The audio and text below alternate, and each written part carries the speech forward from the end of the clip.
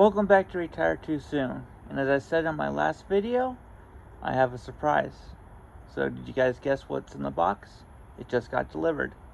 Alright, stay tuned.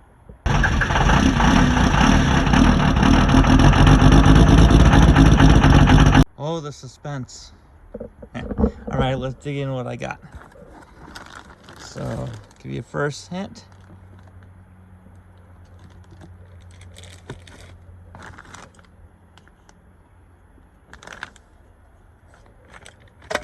And the big reveal. Whoa! MaxTow. I got some gauges. So we got boost gauge, got fuel gauge, pressure gauge, and transmission. And apparently that one's gone. I don't know, we'll see. Well,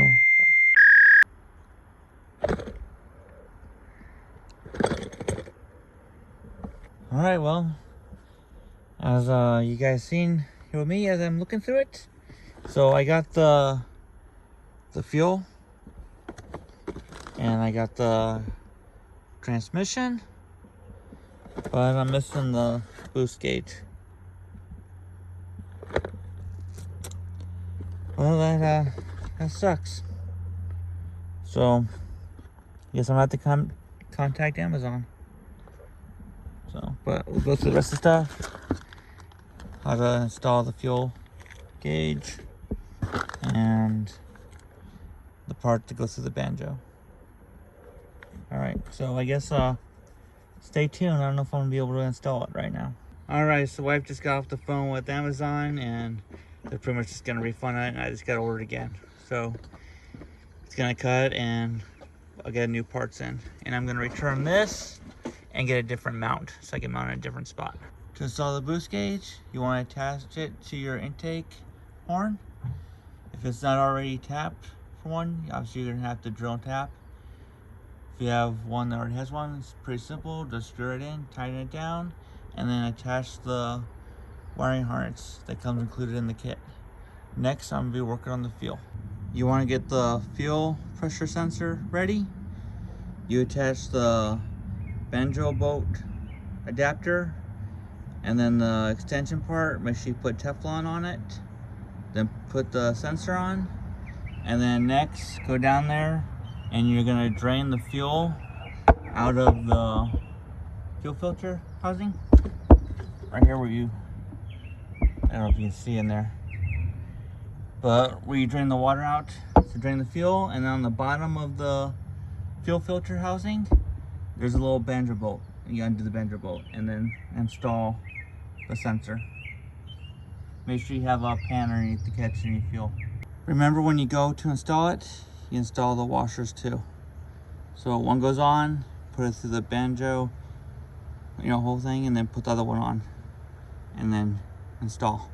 Now once you get it all install the wiring harness to it. And if you can, I don't know if you guys can see down there, but it's really close to, I believe, the engine mount down there. So if you guys can get the 90-degree angle that goes off the adapter, it'll make life a lot better. So, but I got it. It's just really close to that mount. Alright, so next we're gonna move on to the transmission. So I put some Teflon tape on the transmission sensor, and then I'm gonna go underneath there and see if I can locate the testing port. Make sure you have a drip pan to catch any oil, that transmission fluid that comes out. Passenger side transmission. Let's see, it's like in the center. Should be right there. Make sure you clean it before and after. If you didn't make a mess, replace any fluid as needed. And when you route the wiring harness, make sure you keep it away from anything hot, like the exhaust that's right here. So I'm probably gonna take it up hook it to the transmission dipstick. So, alright, next is gonna be wiring everything up. Once you get all the wiring all tidy up and out of the way, I ran it through the firewall down here with the rest of the wires that you see underneath the dash. I did it one at a time, so I knew exactly which gauge to plug it into. Once you get inside the cab, I routed above the structure of the dash. There you see metal. I put it up above that so it didn't affect the steering, the brakes, and the throttle. And then I routed around to where it's on the floor. I currently do not have the mounting bracket. Once you find a place where you want to mount it, then you would power harness panel and you would mock it up from there. But since I don't have the mounting part, I'm gonna push it off to the side and I'm gonna start doing the power harness.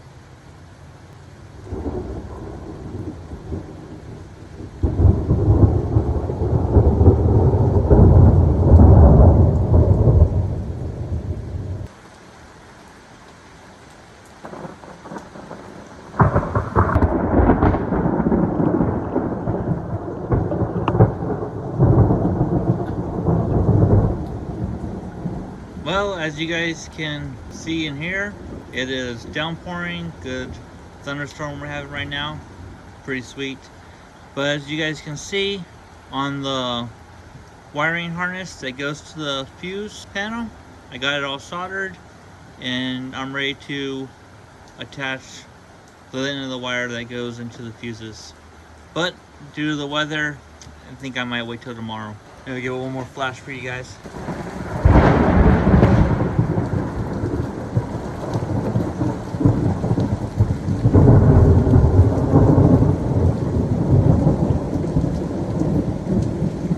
The expandable fuse going to the fuse panel.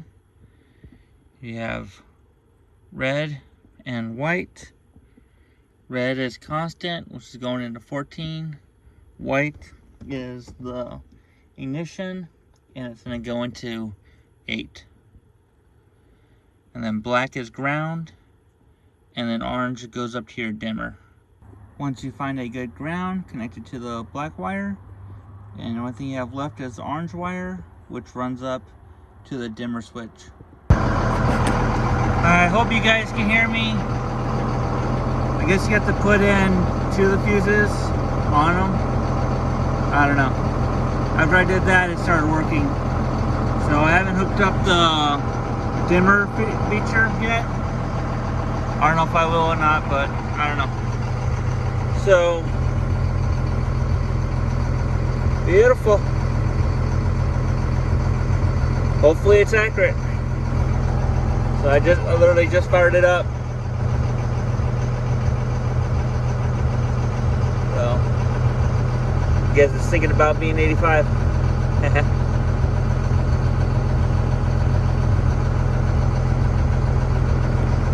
Alright, so looks like they work.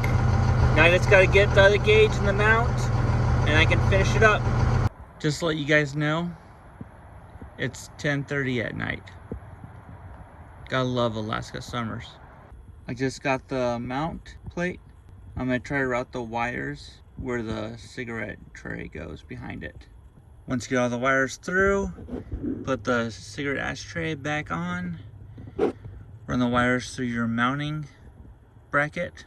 This is how you're doing it. I'm gonna mount it directly to the ashtray. I don't smoke, so I would not be open and close this, which you don't want to do with wires there because it'll burn a hole in the wire, which would not be good. Alright, once you get your mount secured, make sure it's out of the way. Put it in full drive. It's everything accessible. I can still get that cigarette lighter underneath it. And then next, you're gonna want to start installing the gauges. Put on the extensions so you can attach the bracket. Alright, you want to get the gauges snug. Make sure you tighten up the nuts evenly. And I'm still waiting on the boost gauge. So that should hopefully be the next clip, so I can give you the final results. Obviously, I'm going to clean up the wires, make it look all nice and drivable. So I finally got the boost gauge installed, got all the wires all cleaned up, and I'll show you right now what it looks like when you turn the ignition on.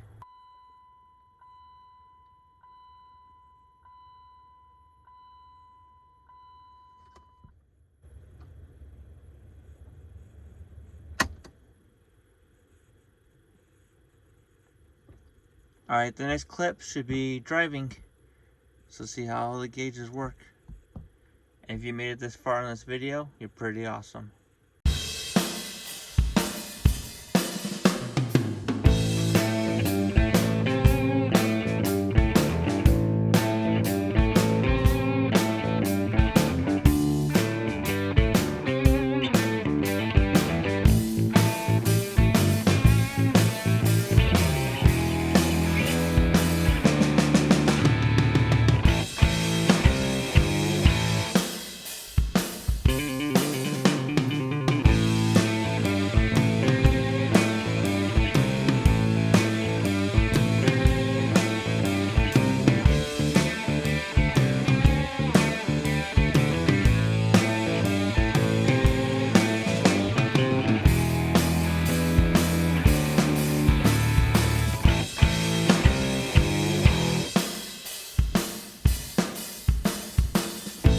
Alright boys and girls, I hope you enjoyed the video. Show you how to install it and what they look like. So I enjoy the blue probably a lot more than I would like the green. I think the spot where I located is pretty good. Keeps it kind of out of sight from the window and people walking by. We don't have theft real bad in here in Alaska, but it's good to know that out of sight, out of mind. Boost looked like it got to about 23 pounds. Transmission, and fuel. Obviously fuel drops when you give it fuel. So, but it looks like it's within, normal standards. So let me know down in the comments below what you guys think. So I think it was a pretty clean install. Fairly simple, straightforward. So hope you guys enjoy the videos. Like always, please like and subscribe, and I appreciate everyone that watches. Thanks for watching. To the next video. Bye.